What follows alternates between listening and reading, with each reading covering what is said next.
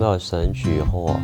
有拖住啦，咁我梗係 apply 啦，因為想可能有個自己嘅私人空間啦，同埋可以識到班 friend，可以大家一齊玩啦，所以我就想住 hall。3個形容詞啊，闊落咯，方便咯，因為佢近學校啦，同埋慳錢咯，因為我個人住得遠，所以就慳好多車錢。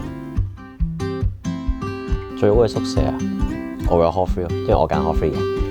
我可以達到一個平衡咯。我想溫書，咁我可以揾到班 friend 同我溫書。咁同時，如果想揾人玩啊，一齊出去食嘢嗰啲呢，我哋有成班 friend 可以大家一齊揾到對方去玩。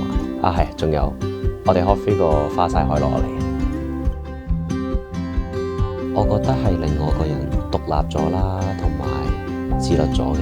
喺 hall 度，你除咗係讀書同埋出去同朋友玩之外呢，你其實都要安排好多你自己嘅時間去做其他嘢咯，好多嘢都要自己做啦，洗衫煮飯拖地，乜嘢都係你自己做噶啦。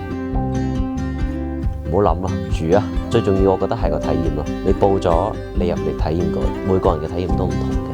但我可以同你哋講嘅話係，你入咗嚟，你唔會後悔先。